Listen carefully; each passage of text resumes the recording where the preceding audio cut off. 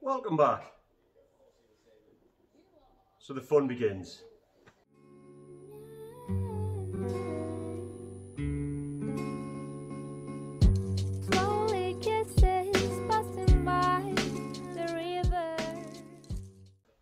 So the next few videos probably aren't going to be up to much of exciting content, you know.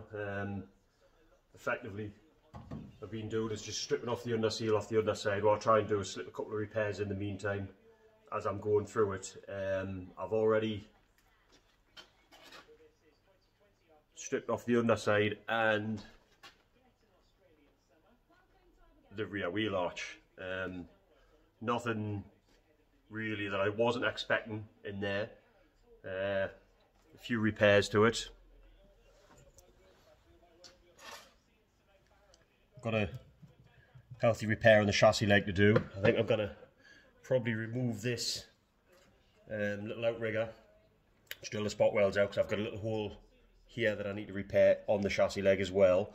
Other than that, it looks pretty sound, except this little bit here I'm a little bit unsure what to do. I might take that plug out. I've never been a fan of these plugs. I've always found they kind of rot out around them. Although to be fair, the majority of them are pretty solid around. It just seems to be on this one. This one plug here. I've started stripping back the chassis legs here just to see what I'm dealing with. I've got a lovely little speed hole here, which since I'm not planning on going that fast, I think I might get removed. So yeah, I've got the chassis leg to repair back here as well. That could be a bit interesting. If it was straight, it wouldn't be a problem, but it's curved, shaped, might be a bit of fun, so we'll go through that. Stripped out the arch, put new outer arches on, which I've got, but I'm going to put new inner arches in as well, because as you can see, it's been rolled, but not very well. I'm not keen on that. I would sooner have the lip back, even if it's just for me to roll it back to put the arches in, but I'll do a proper job of it. It has took a little bit of a whack here. But obviously as we cut the arch out, I'll just knock that back into the best shape as possible. The quarter panel's still alright, so that's behind the bumper. It's not the end of the world, but I'll knock that back in as straight as I can get away with. I've got a small repairing inside of here to do, and a tiny bit of small repair work in here to do as well, but again the inner arch and sills should come and cover. Well, should come and replace that. I might have a little bit of patchwork to do to put the frame back in, but we're not worried about things like that. What I'm not looking forward to... Now, I did think the front end was absolutely solid. However, once I've started digging into it, that looks very suspicious there. Once I get the grinder over that, I don't know what I'm going to find. I'm half expecting big balls of fiberglass in there, because definitely... somebody's patched that up with something at some point. And also the splash guard, as I've said in previous videos, the splash guard does need repair. It's starting to break away from the side, so we'll see what happens. Worst case scenario, take the splash guard off and I remake the splash guard. That's not over concerned about that. Got a little hole here to repair, but again, a little patch in there, not the end of the world. Other than that, hopefully it's pretty solid. There is a one here which goes through to the inside. This car's like Swiss cheese. Yeah, a little hole here to go through to the inside. But you know, I just keep telling myself 53,000 mile, genuine miles. It's got to be in good condition. So we'll get stripped on a little bit more. We might get started on some of the repairs as well. Just see how we go. Exactly as I thought.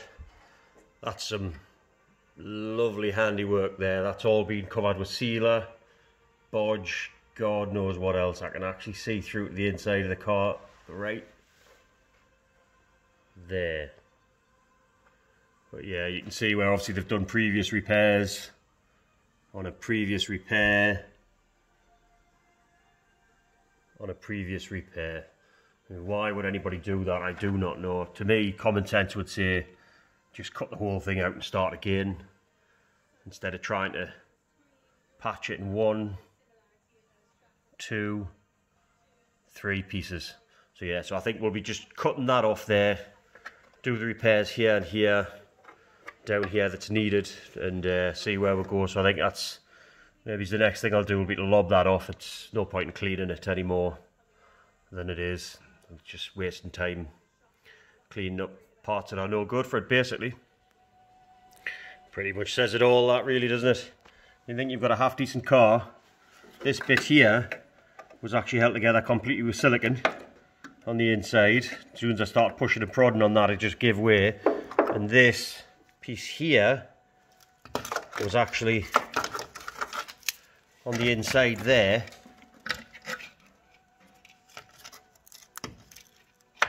That there, that's all sealer. So somebody's took the time to bodge it up from the inside. Yeah, this could turn into quite an interesting repair, this one. Still got all this crud here to chop out yet, so I'm suspecting I'm probably going to end up just chopping a straight line straight through it up to there. Probably along here, probably down that edge there, and piece that whole section in. Yeah, it could be interesting. But I think, other than the chassis leg, I think that's probably the worst of it. Or at least that's what I'm going to tell myself anyway. Other than that, the inner wings are solid. Chassis legs at the front, unless I find something interesting in there, are solid as well. So yeah, I think that's the worst of what I've got to deal with up here. And that's cut back to about where I can probably make use of it. Still got all this to deal with up here, but I think I'll wait because I'm going to have to take the little panel, that panel there off, so I can actually get a proper repair on there. I'll cut back the decent metal there, but I mean that's kind of things that we're facing. Somebody's obviously just went to town with a tube of white silicone, just gunked it all up. That was actually holding it together inside of there. Now when you consider this car, this Nova, once had a red top in, fitted very badly. I think they've been a bit brave and slightly stupid trusting their life on silicone.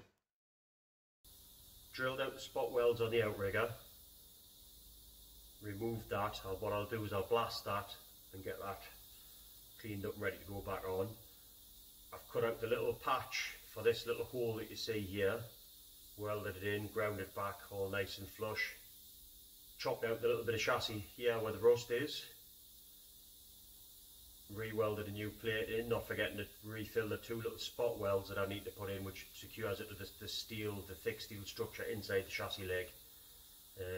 Happy with that. Now I'm now going to count this chassis leg, this little tiny section, as a repair. And there we go. That's it. I'm going to call that a day on this one, on this video.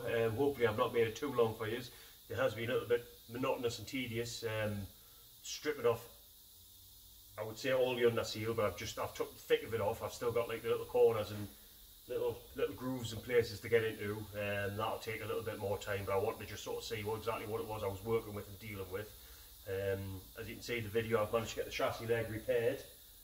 I'm over the moon with this. This now is the first start of fresh metal going in, which is a really good thing, because I'll be honest, for the amount that I've chopped out of this, I was starting to get a bit worried with being on the spit that I was weakening the structure a bit too much. Not that there was much structure there to weaken, but still, you know, if you keep chopping bits out, eventually sooner or later it's going to get to the point where it's going to go, and I'm going to break. So we don't want that. As I say, after you're over the moon with this, in the next video in this series, what I'm doing is hoping to get a start on the rear chassis leg. I've had a look at that. Don't think it's going to be too bad a job.